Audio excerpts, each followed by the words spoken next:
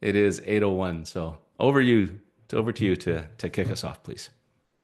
Let's go there. So, for those of you who can see us on your screen, there is a picture of SAIT actually last week. That's our main campus here in Calgary.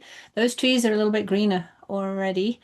SAIT is situated in Calgary, and this is a fantastic time of year. If you get the chance, actually, I think anywhere in Calgary where the blossom is coming out, just take a minute, pause, and catch the color, catch the smell. Like we live in some incredible places. So wherever you are today, I know that we're reaching people across Alberta, definitely across Canada, possibly even further than that. Do let us know in the chat if you are. Take a minute today if you can and just recognize where you are and just the quality of the land that we get to inhabit. So it is situated on the traditional territories of the Blackfoot and the people of the Treaty 7, which includes the Siksika, the Piikani, the Kainai, the Tsuut'ina, the Îyârhe Nakoda of Bearspaw, Chiniki, and Goodstoney. We are, of course, also home to the Métis Nation of Alberta. Thanks, Craig. Perfect. Thank you, Jenny. So, Jenny, I'm going to start this off with just a simple question for you. How do I motivate you? And I'm going to give you a really simple answer. You can't. Okay, we're done. Perfect. Thanks, folks. We're done. No, all kidding aside, this is, a really interesting topic, I think, Mhm. because, I think most leaders spend a fair amount of time of trying to figure, sorry, with food. That's good. Spend a fair amount of time trying to figure out how to get more out of their team. Mhm. It seems that motivation is often tied to getting more from something, perhaps. But you touch on something really important, and it was a lesson that was taught to me very early on in my career. Had a great manager at the time who was interviewing me for my first manager role, and he asked me that question. Mm. All right, how are you going to motivate your team, Craig? And so I started down all these paths, and he stopped me about 3 minutes into a answer that was already 4 minutes too long, and said, "You can't motivate them." All right, maybe we Yeah. should jump off from there, Jenny. And maybe the reason why, because it's a bit disappointing. We hear it all the time. Go motivate your people. In fact, the biggest one that is annoying is when somebody says, "Go get some buy-in." And that's just a disaster. If you're a leader and somebody says get some buy-in, you may as well just go find the nearest brick wall because I don't even think we confuse it. Buy-in and ownership are two completely different things and will have two completely different results. And really what you're looking for is how can I create some ownership in here?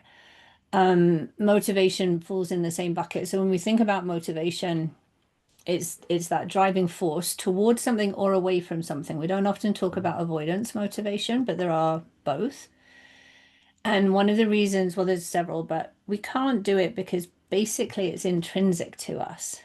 And so one size doesn't fit all. It depends on who I am, where I come from, what my values are, what my perceived context and meaning is, like all of those things. So what energizes and drives me is not going to energize and drive you necessarily. So we can't just put this blanket, and we love a blanket solution. We can't put that on top of it. And we also know, although I'm not sure that everybody got the memo, that when we buy into, I think it's called agency theory, which is where we believe that people need to be controlled. And so then we go for these sort of boundaries and incentives and rules and monitoring.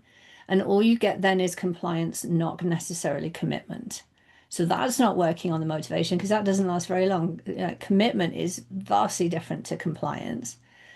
And then when we look at where the strongest motivations lie, they lie in our intrinsic motivation. And the theories go way back. And actually, these are some of the psychological theories. People can't disprove these. Like we're on that sort of roll now where everyone wants to prove there's a better way or prove there's something different. And self-determination theory, which was one of the first ones for confidence, which is where Daniel Pink based his work from, still holds strong. So self-determination theory says that it's autonomy, competence, and relatedness that drive our intrinsic motivation. Those of you who are fans of Daniel Pink, slightly different. His were autonomy, mastery, and purpose. So that was a ton of stuff in there, but that's why we can't motivate somebody. It's got to come from them. Yeah, when you spell it out that way, it sounds way too complicated for me to try and motivate anybody. Sorry. Yeah, Sorry, no, it's sorry. okay. I've been scribbling notes down here and I've got avoidance motivation, self-determination theory, autonomy, master. Like you've thrown a lot at us here Mhm. in Mhm. the start. And I, Yeah. I wonder, so how do you, something that you said there, and I'm going to think about this from the standpoint of a leader trying to lead a team. Okay. Um, and the fact that you talk about motivation being unique to each of the individuals on a team. Hmm.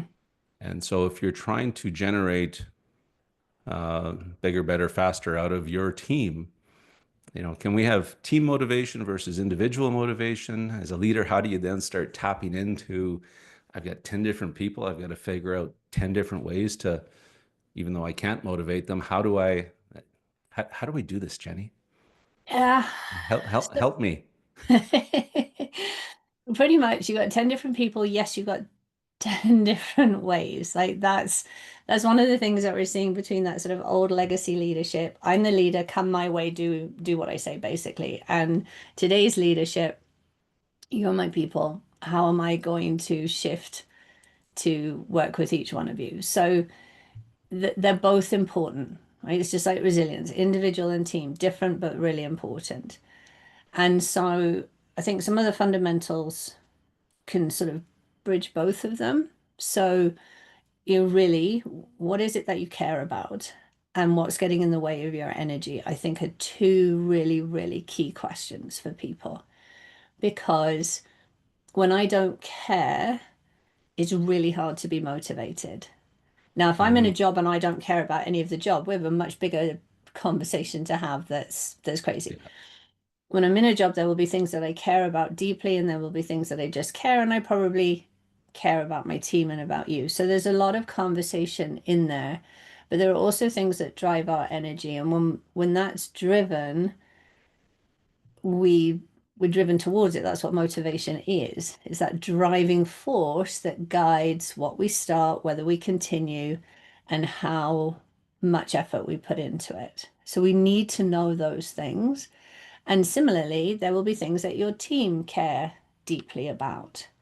And then once you've got those kind of answers, then it's time to lean into what are the conditions that I need to create? Because that's something that you can do. You can have a part in that that will allow people's motivations to thrive. Okay.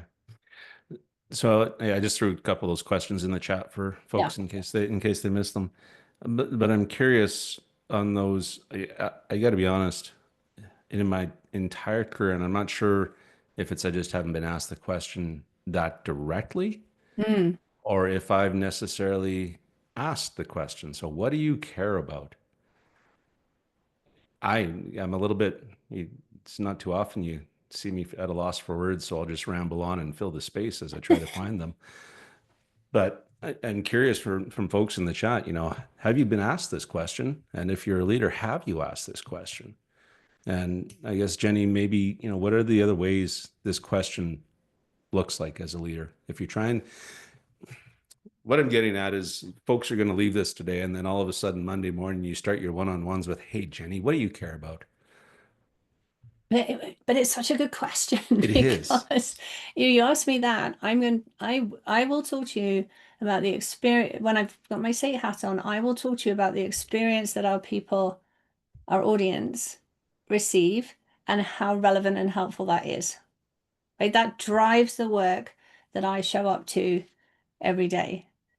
I don't care about Excel. And so if you if you said, Jenny, you've got to get better at Excel, hey, good luck getting the motivation there. I'll do it because I'm told to. 100% I will. But the energy level, this depletes me drastically, and this fuels my fire drastically as well.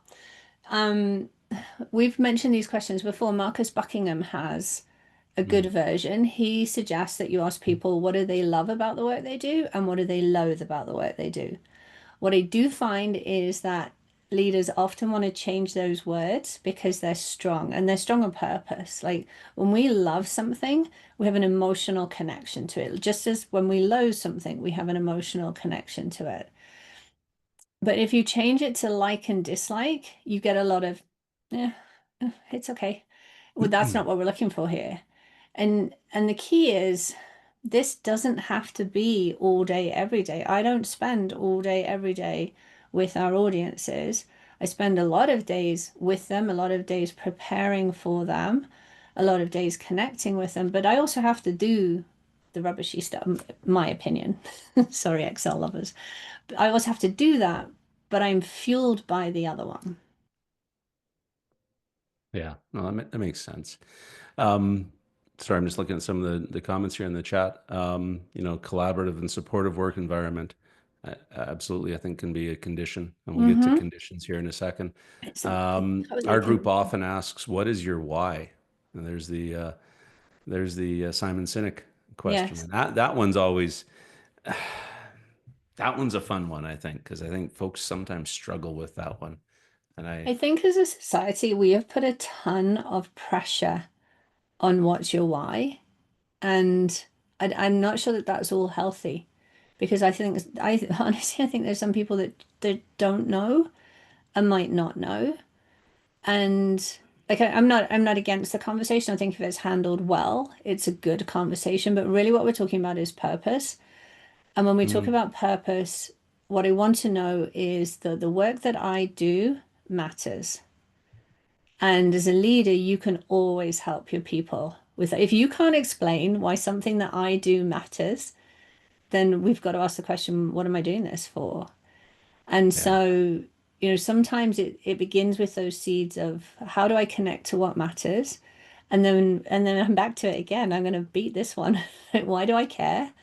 And then those two things, maybe that ties into the beginnings of what my purpose or my why is. yeah, I know, and I think yeah, for me. And I admit I struggle with this. What is your why Mm. question? There's something a little, I don't know, something a little esoteric about it for me. But I, what you're, to your point, what you're trying to get out is you're trying to figure out is what makes you tick, Yeah. right? What Yeah. makes Jimmy tick versus Susie tick versus Bob tick? And then how do you then take that? And so Hmm. this is the other side of this equation, right? You ask this question. So Okay. you're thinking about bringing this into your one-on-ones as you're taking on next week, and you ask this question. Now, as a leader, what the heck am I going to do with that? Right? Because don't Yeah. ask if you're not right. Do not ask unless you're prepared to figure out Hmm. how to work that into the development of the conditions that you talk about as trying to create. So I think that, if you ask the question, you're beginning to tap into those conditions. So I came up, I think eventually I have about 12 conditions, which is way too many. I mean, if I could put them into a matrix, we'd be off and running. Mind gym have 6 conditions. I'm hanging out around 8 or 9 at the minute. So one of the conditions that keeps coming up everywhere you go into this is choice and challenge, right? Two really big things. And so when you ask the question, okay, what do you care about? You're getting data back basically as to what drives your people, where the energy is, as you put it, what makes you tick. So there's your first point is to pay attention to the data. Because if you're asking your whole team this and everybody's got something different, well, that's fantastic. Because now if you can align them all, they've all got something to fire from. And the fact that that's the first step in the conversation. So let's take Jenny and the audience or the helpful and relevant, whatever the words were that I said. Okay, so now offering choice and challenge, Jenny, how do we elevate the performance that we have? Right? What can you do in that space? What do you want to do in that space? How do you want to grow? We spend so much time looking at perhaps where the weaknesses are and saying you need to grow here because you don't Mm. match my competency framework. Well, fine, but as I said, I would fail dismally in an Excel competency framework, whatever that's going to be, and that would be a waste of your time and money. Whereas if you offered me the opportunity to grow in the work that fuels my fire, not only am I going to be curious to that and motivated towards that, that's almost digging on inspiration. And inspiration is that kind of deep dive, it's that pull to do better. So now your return is huge as to where we can go to. So now we're stepping into possibility rather than just drifting with a day job, if you like. And the key for leaders is you do have to contain it a bit because if you let me go, I might forget about this bit over here. That's not cool. So Yeah. it's now we're into that matching part. Yeah, and that's where you have to find the not to come back to your agency conversation earlier, but that's where you Mm. do have to, as a leader, Yeah, remember to put those guardrails in yeah, place, right? yeah. It would be wonderful if we got paid to do every day exactly what we just wanted to do every day, but that's not necessarily the case. No, And so, I think that's where you see some organizations lean into this 10% of your time, 20% of your time, whatever it is, to pursue those passion. Google, I think, was famous for mm. it, right? Yeah. 3M, various companies. I don't know how that necessarily works sometimes in some of the roles and jobs that we work with on a regular basis. Not every place is Google, right? Sate's No. great, but it's not Google, right? Yeah. So, and how do you build that freedom in, and how do you build that in to allow Jimmy to do it, but if Sally hasn't figured out what that passion is, how do you balance off that, perceived Jimmy's getting something that I'm not? It's a good question. I Because usually have one. more than that. Um, because the other person that hangs out is the person who's not motivated by their work at all, Yeah. right? They just aren't. They're there to collect their paycheck to do what motivates them over here. And that's not wrong at all. That's very, Nope. very human and very common in a workplace.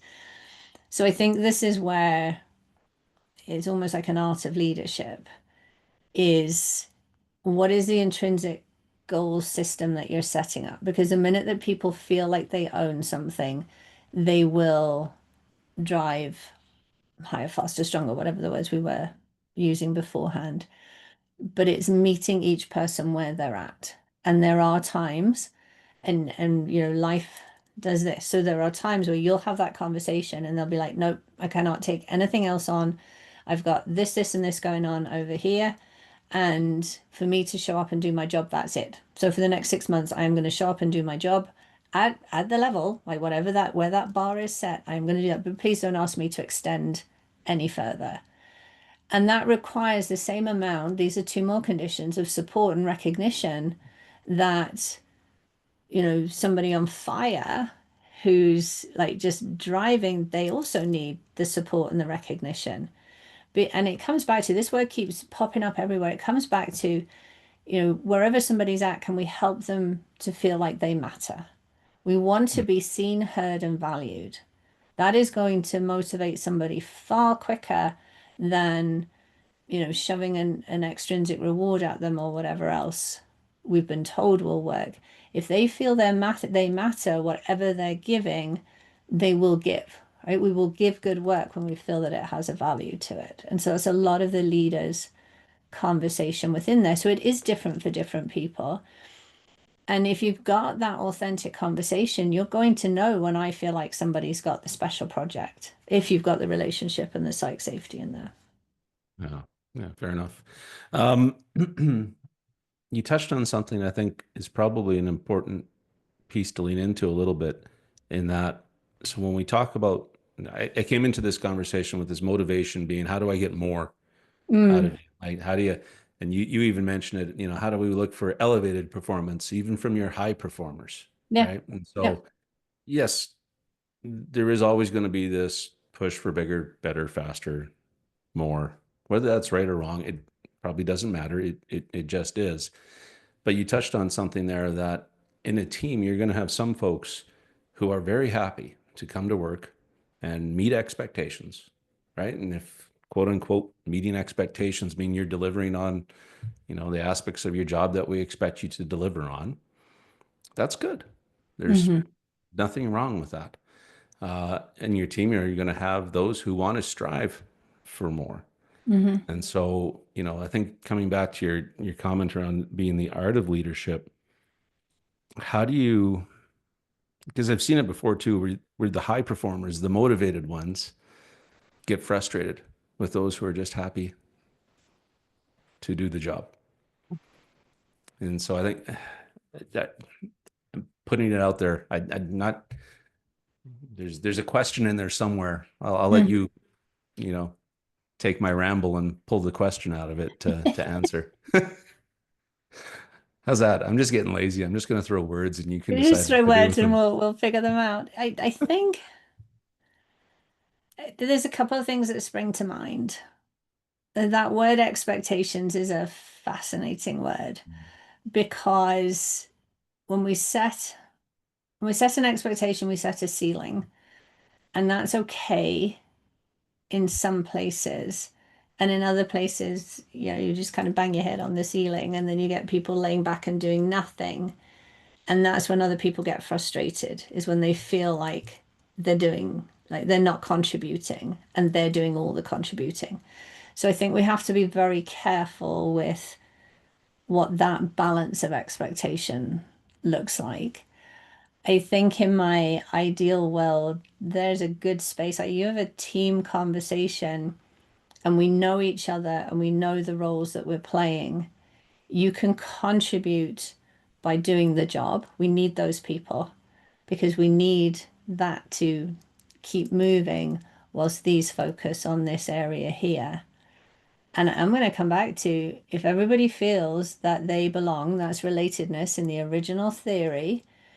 If everybody feels that they belong to the team and they matter, then those that turbulence that you spoke of is less likely to happen. That's because a lot of leadership is leading people, it's understanding people and understanding how a team does this.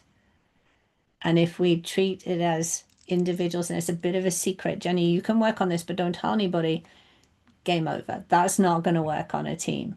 But if we're sharing what we've learned and what's possible, and we're recognizing those who are also doing the hard work, then we've got a different dynamic. It's a little bit, if you think of a sports team, you've got your starting five, six, 11, whatever game you're playing, and you've got the people on the bench. Yeah. There is nothing worse than a starter who comes off and ignores the bench players. That is just the art of disrespect right there because they are as important as those people. They show up, they do all the work, and they don't necessarily get to be on the stage. And the teams that do best are the teams that have that entire cohesion between all the people. Yeah, that's so good. Um, Makes me think of the Maple Leafs this year, but I'll just leave that alone. But yeah, no, the Deadass. art of disrespect could be your contrarian guide to leadership, Yeah. Jenny.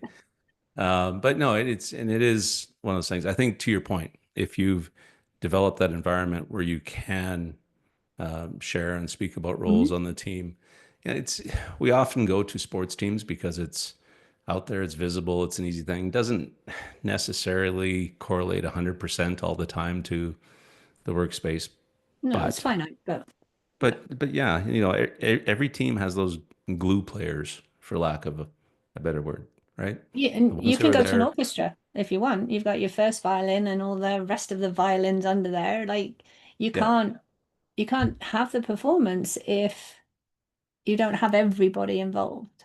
yeah. And on the other hand, just to kind of put a pin on this portion of the conversation, if you had everybody at the top end wanting to do bigger, better, faster things, you could still have just as much churn, conflict, Oh yeah. challenge, right? So, a couple questions have come in. So, for the unmotivated, could you reward high performance with time for charity work and things people like? Yes. Like and again, the key in that sentence is what do people like? Like we always think about we, we've kind of been driven into the carrots and sticks. So, I mean, just in case anybody is brand new to the conversation, intrinsic motivation is when we do something inherently because we're proud of it, we're satisfied by it, we like the feel of growth within it. It's intrinsic, it's in us. Extrinsic motivation are your carrots and sticks. If you do this, I'll give you that. Intrinsic motivation lasts just so much longer and stronger than extrinsic motivation. And then the third one is avoidance motivation, where we're driven to back away from something. And usually that ends up being learned helplessness at its worst and procrastination somewhere within there as well. And so when we reward somebody, we want to be really careful that it's not just a carrot and a stick, because you can end up with all sorts of weird, like entitlement or, okay, well, I've done it to here, now I'm not going to bother because I got the reward I wanted. When you attach it to something that people intrinsically care about, so if somebody, deeply cares about the charity that you're going to give them time to volunteer for, I'd say that was a pretty good connection piece within there. And it shows Yeah. that you know the person too, because that might be great for somebody and not great for someone else. Yeah.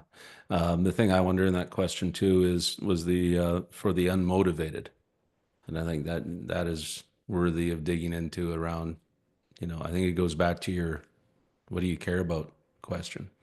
If I Yeah, sense, yeah. Jenny, that and it's tough to tell. So there's perhaps there's a question there is how can I tell if you're not motivated, Jenny?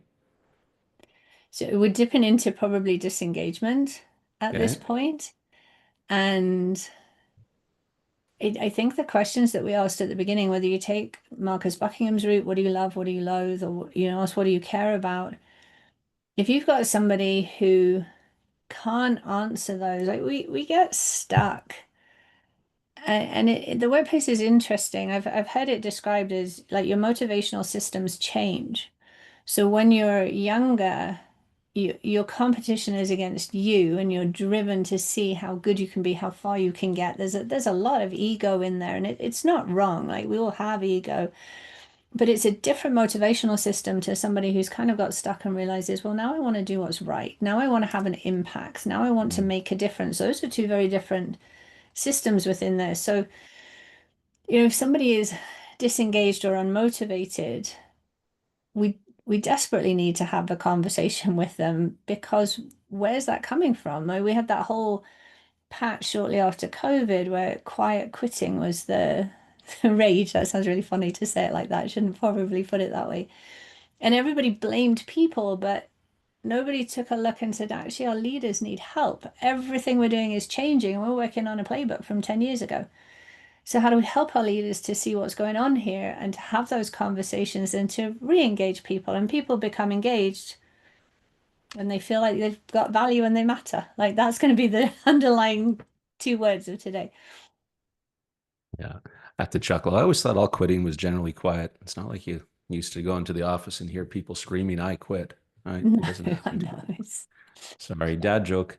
Another question here. When your team lets you know what they loathe and it's mm, completely solvable, how can you help motivate when upper management refuses to solve or remove the key issue, or they decide that upper management's just not listening as well?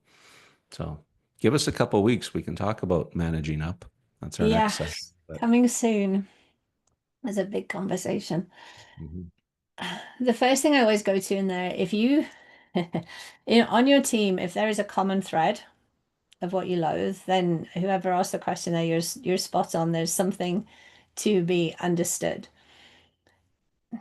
Usually we have to spend a bit more time here on the loathe, okay? Because we as humans, we'll lean in a little bit for a little bit of blame, a little bit of excuses. Like let's really get down to what's the real challenge here. Once you've got that information, the next thing that often goes wrong is the language that we're using to talk to the next layer up. So we're concerned in our world, and rightfully, like that leader, you've got numbers you've got to achieve, and performance, whatever else it is, and it's stopping it and it's affecting your team. So you care about that. But we've got to talk to the next layer up in terms that they care about, so that they can actually see and understand that. And if we're still at a disconnect, a misalignment, then there's a big conversation in there because we both need to work harder to understand why is it being hung on to over here? Why does it matter? And how do we help over here? I'm not sure that that gets to the roots of it, but without context, that's probably as far as we could go. Fair enough. Another question. This is a good one. They've all been good. I'm not trying to pick favorite questions. Where do you start when you have an entire unmotivated team?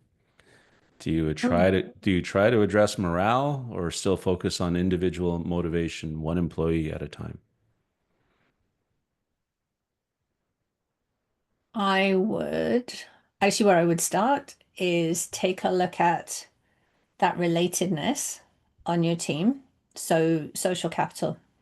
What are the relationships on the team with you and each person and with each person and each person? And I would spend some time building team. It's probably a conversation in itself for another Friday. Building team. And you can do it alongside to, okay, what are the roles that we have on our team? Where are we going to?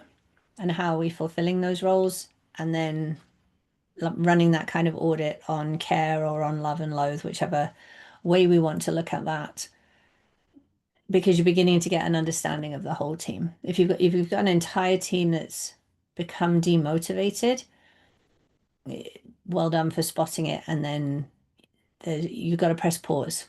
Like we're constantly doing, focusing on now, but if you don't press pause and take care of that, it's going to get worse.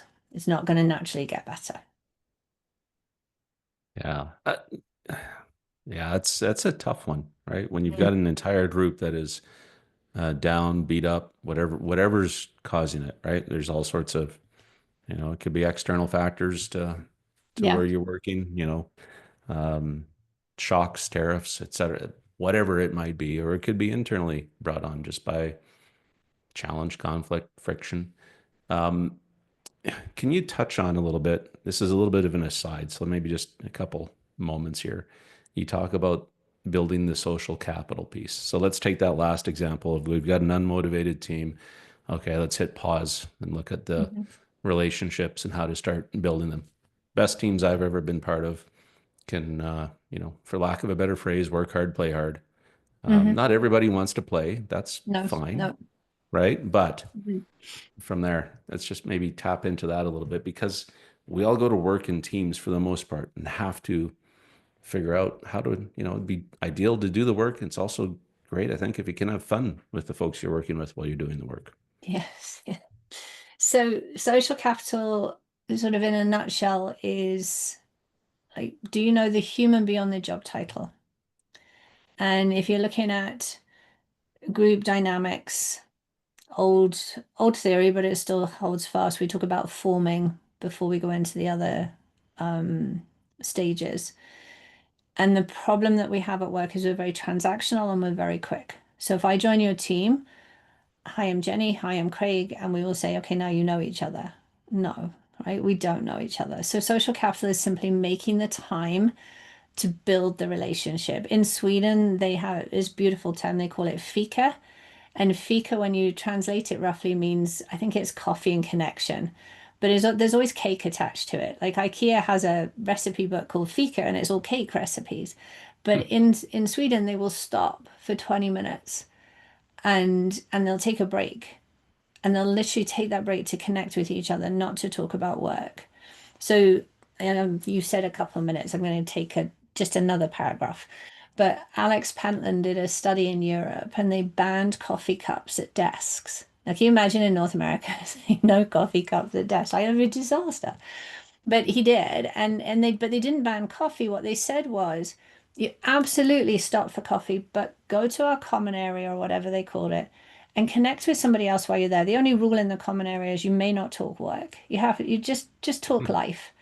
And when we talk life, we all have our boundaries. There are some people who overshare, and there are some people who will just share, and there's some people who don't want to, but there's still life to talk about, the weather, if you like.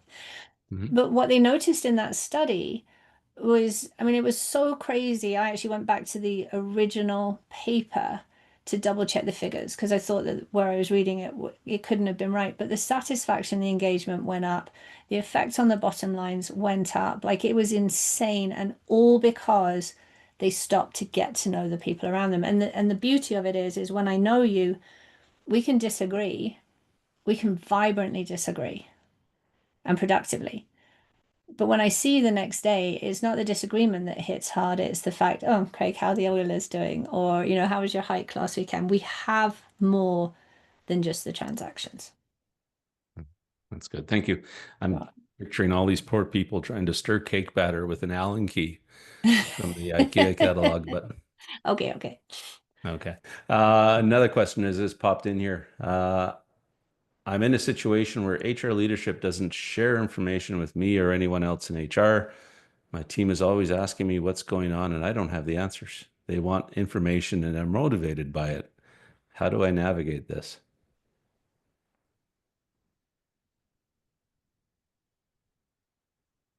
Good question. Hmm. I think sometimes we can't have the information. Like this is part of being a leader. So if you can't have the information, if you're not allowed to have it for whatever reason, um, I think you just have to own that at the level that it is. If you're not getting the information from somewhere, we're back to managing up. I think there's a interesting conversation. I was going to go for difficult, but maybe not, a vibrant conversation. What is stopping that information from coming down? And so there's a number of sort of pieces to be matched. How important is this information? We can get really hooked on an idea. So when our brains think of something and we focus on it, we magnify it. I need this information. I've got to have this information. Do we? Right? That's the first. Do we really need it? Can we change the focus here? So if you can't have it, okay, well, where are we going to put our energy? Because if it's out of our control, that's a waste of energy. As a leader, maybe you have some influence, maybe you can find out what the block is that's not allowing it to come down. Yeah. Yeah, it's a tough situation. And for me, Mm. I think one of the things, and it's not quite directly related to the question, but I've often told my team I can give you one of three answers when you ask me for information is that I don't know.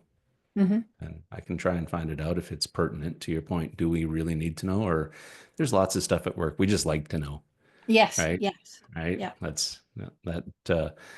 So there's that. I don't know, or I do know, and here's the answer. Or it's I do know and I can't tell you, Hmm. Yeah. right? Those are your three options. And I do know and I can't tell you is probably the one answer folks don't like to hear. But sometimes that is the case. So, And we don't like um, to hear it because we think it's like being a kid when somebody says to you, I'll tell you when you're old enough. yeah, Like it's just like, no, I'm an adult, I've made it. I need to know. And there are companies that work on different levels of that. But when your leader says that to you, there's a reason. We have to honor that. That's part yeah, of it. yeah. 100% information transparency just does not exist in No. an organization, right? For good reason at time. Let's flip the question here a little bit because we've talked about motivation, how to create the conditions. What's one or two things that leaders unintentionally do that can kill motivation? Um, I.e., this is the what to avoid doing, folks. there's so many. I There's think so the many. biggest there is though. And they just happen. I think the biggest one, if we stay in line with what we've talked about, is seeing your people. Like so I think I mentioned at the beginning, seen, heard, and valued. And that helps me to know that I matter. And if you're not seeing me, then I lose, from my perspective, I've lost value, if you like, a little bit. So you may be in a hurry to get from A to B if you're working face to face, but do you recognize the people that you walk by? You're in a meeting room and somebody walks in. Do you look up and do you greet them? Do you offer people the value that they deserve for simply being a person, I think. So and this happens when you're frustrated, you're having a bad day, you're in a whirlwind, but as a leader, we've got to see our people, and you can elevate that. So, are you making an effort to see the unseen work that gets done? Are you recognizing people regularly? And I'm not talking about recognizing for doing the day job, like when somebody does go above and beyond or does something that's useful, and it's often just a simple one line in Teams or text, whatever it might be. But then you're seeing the people. They know that they matter. I think that's the biggest one that we miss sometimes. Um, and it doesn't have to be time consuming. I think the other thing that leaders maybe don't do is tap into what we care about. And so that's a listening piece. You can pick it up in conversation everywhere. Is the paying attention. And then I think the other one is where's the focus? And so if you're driven by achieving a metric, but your people are doing the work to get to that metric and they are working from their perspective. And one would assume that they are working there, they're giving everything that they have, but they didn't make the metric. And you're focused on the fact that they didn't make the metric, that will kill enthusiasm in no time at all. Yeah. No, that's good. Um, Speaking of enthusiasm, I'm enthusiastic to see how many question marks you have in the slides today. You're not going Um, to. I don't know. I've There's had people. better transitions, but yeah, we're at that time where we need to Yeah. start moving over. Folks, and I know there's a question that we haven't gotten to. We'll figure out how to get to it in the follow-up, perhaps. And while Jenny's transitioning, I'm just dropping some links into the chat. Um, please do follow us on on LinkedIn. Connect with us too. Jenny and I love getting those new connections after these events. So um, great for that. And then link for the next session. But Jenny, over to you. Thank you. In almost normal fashion, so our aim at the end of each one of these is to offer you where our big idea came from, what we were thinking, what stemmed on the conversation, two things that you can take away and use straight away in most cases. And then the aim was three, one, two, three questions to ponder. It's become a bit of a joke as to how many question marks I can get into here. There we go. So where do we start from? We've mentioned this enough. Really, it is about creating the conditions that will help motivation to grow. Motivation is ridiculously individual and intrinsic. So let's worry a little bit more about the conditions that we're creating rather than trying to motivate somebody or go get that buy-in. So two things that you could contemplate, possibly beyond what we've talked about actually, is help people with or run it yourself. What is your motivation or what is your energy? So the simplest way to do this, there's 101 different forms of doing it, is set an alarm or after every meeting or calendar opportunity, I called it. So if you're very good at using your calendar for task blocking and meetings, etc., you can do it after each calendar opportunity or just 3 or 4 times a day and take a peek, like how energized are you, where's your motivation sitting at, and note what you were doing, who you were doing it with, and potentially the time of day too. Like we all have rhythms. It sort of stems from the circadian rhythm, but there are times where we're better for the critical stuff, better for the creative stuff, so that's worth noting as well. So energy audit, motivation audit, you could run them both at the same time. It could be a post-it note on your desk. It could be a digital note, any which way you want to, but track you and pay attention to it. And if you're an individual contributor, share that information. It's good information for a one-on-one. And then the second thing to do is to pay attention to the conditions. So I think I gave you 8 here. Yes, 8 different ones. Daniel Pink's 3 are at the top. We should mention that since he wrote his book and did his original TED Talk, that purpose now, he talks about purpose with a capital P, the company's purpose, and purpose with a little p, my individual purpose. But the key here is you can ignore these and people will drift, right? We're generally quite good people. We'll show up and we'll do the day job and we'll just drift. But if you grab hold of these conditions and start to pay attention, and the piece for leaders that I would lean into is this is a two-way piece, just like for a boat. That's why I used it. It takes two forces for a boat to float. So this is you and employee. These are conversations that they don't all have to come from you. And so, lean in and do sort of a check. What are we doing for the conditions? Do people feel like they have autonomy? We didn't talk about autonomy much at all today, but that need for control and not to be controlled is huge in our motivations. So, Craig, just take a deep breath because there are lots of question marks on this slide. I'm only showing it so that people know, all of you know, there's hundreds of you in here. If you want this slide and these questions, they all come out afterwards. Check your email, click on the link. You do need a little password to get in there. It's all there for you, but it'll be there, right? There are some questions that you can start the conversation with on each of those conditions.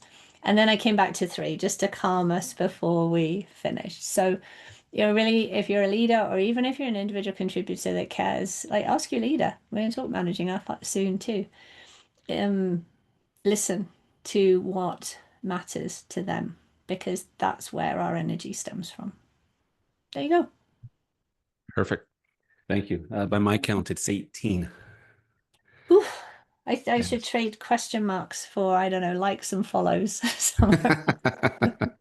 Perfect. As Jenny mentioned, yes, we're going to talk about managing up. That's in it's in June, Yeah, already June. around the corner. Wow. Thanks. Anyway, yes, June 6th, managing up. It's a conversation that questions that we often field. So we thought we would try and put this into a session. So with that, thank you so much for joining us. Lots of great conversation in the chat, lots of great questions. Really do appreciate it. That helps make these sessions so much better. Yeah. And as always, Jenny, thank you. I appreciate you. Have a fantastic weekend, everyone. And thank you. Have a good weekend, everybody. See ya.